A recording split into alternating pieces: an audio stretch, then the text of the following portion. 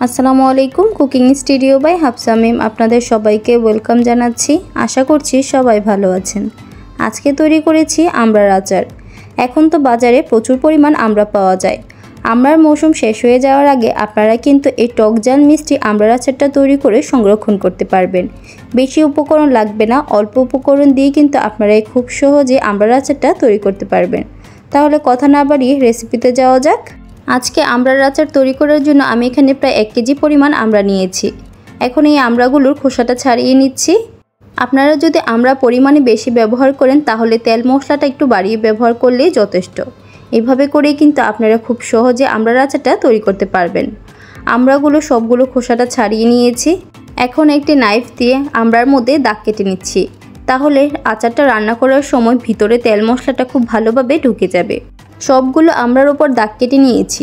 এখন আমড়াগুলো 2-3 বার ভালোভাবে ধুয়ে পরিষ্কার করে নিব। 2-3 বার ধোয়ার কারণে কিন্তু আমড়ার কষগুলো সেটা চলে যাবে। এখন আমড়ার আচার তৈরি করার জন্য একটা মশলা তৈরি করে নিব। প্যানটা গরম করে এর মধ্যে দিয়ে দিচ্ছি 1.5 টেবিল চামচ পাঁচফোড়ন আর দিয়ে দিচ্ছি 2টা শুকনো মরিচ। মরিচটাকে মাঝ বরাবর ভেঙে এর মধ্যে দিয়েছি। এখন এই মশলাগুলোকে মচমচে হওয়া আগ পর্যন্ত ভেজে নিব।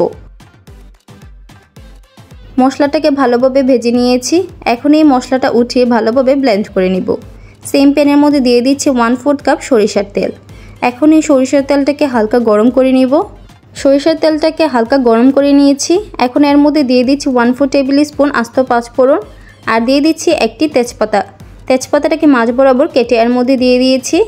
এখন এটাকে কিছুক্ষণ ভেজে নিব তেলের সাথে। তাহলে দেখবেন তেল থেকে খুব সুন্দর একটি স্মেল বের হওয়া শুরু করে দিয়েছে। তেলের সাথে পাঁচফোড়নটাকে ভেজে নিয়েছি। এখন এর মধ্যে দিয়ে দিচ্ছি 1.5 টেবিল চামচ সরিষা বাটা। সরিষা বাটাটা দেওয়ার পর কিছুক্ষণ তেলের সাথে ভেজে নিব। তাহলে সরিষা বাটার কাঁচা স্মেলটা কিন্তু চলে যাবে। তেলের সাথে সরিষা বাটাটা কিছুক্ষণ ভেজে নিয়েছি। সরিষা বাটার কাঁচা স্মেলটাও কিন্তু চলে গেছে। এই পর্যায়ে এর মধ্যে অ্যাড করে দিচ্ছি কেটে রাখা আমড়াগুলো দেওয়ার পর এখন এর মধ্যে দিয়ে দিচ্ছি 1 কাপ চিনি। আপনারা যেরকম মিষ্টি খান সেই অনুযায়ী আপনারা চিনিটা বাড়িয়ে কমিয়েও ব্যবহার করতে পারবেন। কালারের জন্য দিয়ে দিচ্ছি 1/4 টেবিল স্পুন হলুদের গুঁড়া আর ঝালের জন্য দিয়ে দিচ্ছি 1/4 টেবিল স্পুন লাল মরিচের গুঁড়া। দিয়ে দিচ্ছি পরিমাণ মতো লবণ। এখন এই সবগুলো উপকরণ ভালোভাবে নেড়েচেড়ে মিশিয়ে নিব।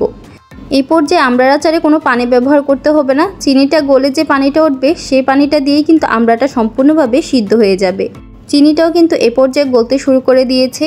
এই পর্যায়ে চিনিটা গলা আগ পর্যন্ত গ্যাসের হিট মিডিয়ামে রেখেই কিন্তু রান্নাটা করতে হবে, না হলে কিন্তু চিনিটা নিচ দিয়ে পুড়ে যাবে। এখন এর মধ্যে দিয়ে দিচ্ছি 1 টেবিল চামচ চিলি ফ্লেক্স। এইখানে আমড়ার আচারের মধ্যে একটু ঝালটা বেশি ব্যবহার করেছি। আমড়ার আচারটা তো টক ঝাল মিষ্টি না হলে খেতে তো ভালো লাগবে না, সে কারণে একটু ঝালটা বেশিও রেখেছি। এখন এই চিলি ফ্লেক্সটা দেওয়ার পর ভালোভাবে মিশিয়ে নিচ্ছি। ভালোভাবে মিশিয়ে নিয়েছি। এখন এটাকে ঢাকনা দিয়ে 10 মিনিট রান্না করে নিব। এরই মাঝে ঢাকনাটা খুলে কয়েকবার ভালোভাবে নেড়ে ছেড়ে দিয়েছি। আপনারাও কিন্তু এই কাজটা করতে হবে, না হলে কিন্তু চিনিটা নিচ দিয়ে পুড়ে যাবে। 10 মিনিট পর ঢাকনাটা খুলে নিচ্ছি। দেখুন আচারের কালার কিন্তু চেঞ্জ হয়ে গেছে। এরপর যে চিনিটা গলে যে পানিটা উঠেছিল সেই পানিটাও কিন্তু টেনে শুকিয়ে গেছে। এখন এর মধ্যে দিয়ে দিচ্ছি পাঁচফোড়ন আমরা যে আদা থেতো করে রেখেছিলাম সেটা এর মধ্যে দিয়ে দিয়েছি। এখন এই পাঁচফোড়নটা দেওয়ার পর ভালোভাবে মিশিয়ে নিব। আমড়ার আচারের মধ্যে পাঁচফোড়নটাকে ভালোভাবে নেড়েচেড়ে মিশিয়ে নিয়েছি। লাস্ট পর্যায়ে অ্যাড করে দিচ্ছি 1 টেবিল চামচ ভিনেগার বা সাদা সিরকা। ভিনেগার দেওয়ার পর আমড়ার আচারের সাথে ভিনেগারটা খুব ভালোভাবে নেড়েচেড়ে মিশিয়ে নিব। ভিনেগার দেওয়ার পর চুলার মধ্যে আচারটা বেশিক্ষণ রাখবো না, কিছুক্ষণ ভালোভাবে নেড়েচেড়ে নামিয়ে নিব। আমি আপনাদেরকে একটি কাঁটা চামচ দিয়ে দেখিয়ে দিচ্ছি আমড়াগুলো কিন্তু খুব ভালোভাবে সিদ্ধ হয়ে গেছে। প্রত্যেকটা চেক করে কিন্তু আমি আপনাদেরকে দেখিয়ে দিয়েছি। এখন এই আচারগুলো ঠান্ডা করে আপনারা বয়মে রেখে সংরক্ষণ করতে পারবেন। আমার রেসিপিগুলো আপনাদের কাছে ভালো লাগলে একটি লাইক, শেয়ার এবং সাবস্ক্রাইব করতে কিন্তু ভুলবেন না। এই আমড়ার আচারটা কিন্তু আপনারা ভাতের সাথে কিংবা খিচুড়ির সাথে কিন্তু অনেক টেস্ট। এইভাবেও কিন্তু এই আচারটা আপনারা খেতে পারবেন। আমার রেসিপিগুলো না টেনে দেখার জন্য আপনাদেরকে অসংখ্য ধন্যবাদ।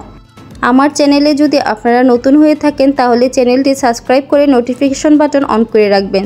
তাহলে পরবর্তী রেসিপির নোটিফিকেশন আপনার কাছে খুব সহজেই চলে যাবে। আজকের মতো বিদায় নিচ্ছি। আসসালামু আলাইকুম।